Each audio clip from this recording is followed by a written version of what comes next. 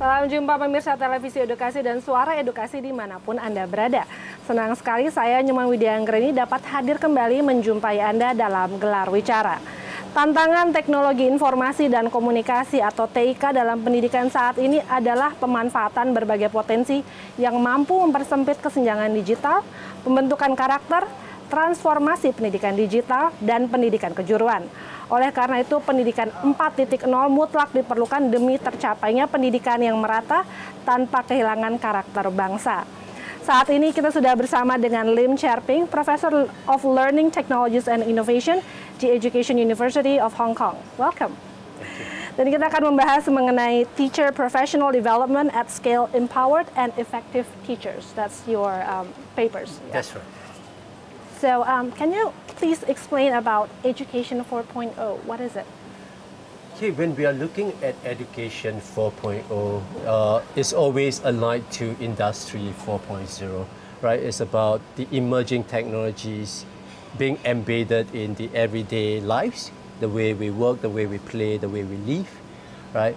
And the Education 4.0 is about being able to meet up with those challenges, the types of jobs that are available in Industry 4.0, to be ensuring that the graduates that we have are able to meet up to the demands of Industry 4.0.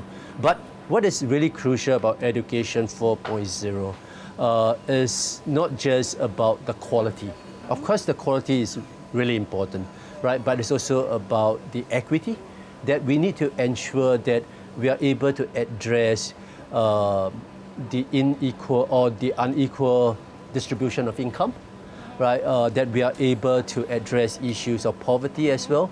So we must be able to provide access to quality education for all, not just access to education, or not just quality education, but access to quality education.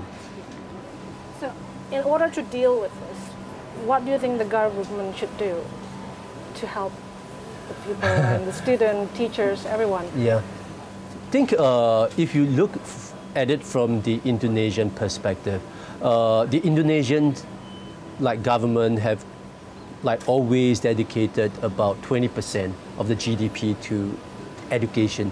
That is a really good start.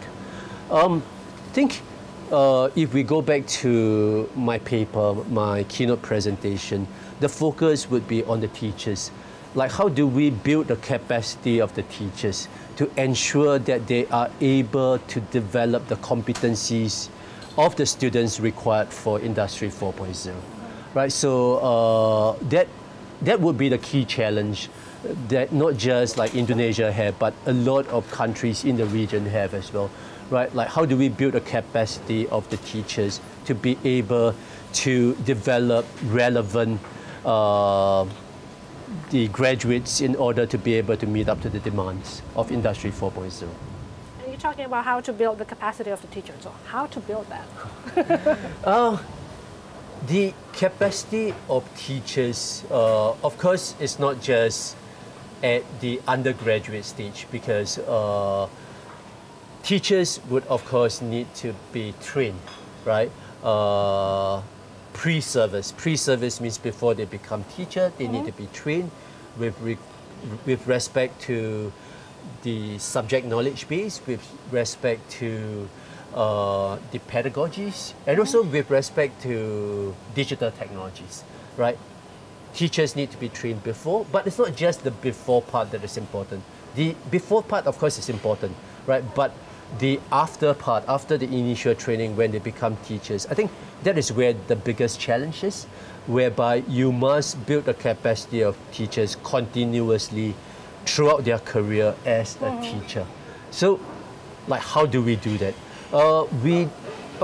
One good example of teacher professional development is actually the ISODEL, right? Whereby teachers come together to learn, to share, to talk to each other, to enjoy themselves. That's really important. But besides the ISODEL, which is only a one-off example, right? It needs to be continuous. It needs to be long-term. And they eventually need to learn from these experiences and be able to implement it in their own classroom as well. So that is a challenge. Like, can we ensure that whatever teachers learn is being able to be implemented in the classroom? Okay. We're going to have a small break. Pemirsa, jangan kemana-mana, kami akan segera kembali setelah jeda berikut ini.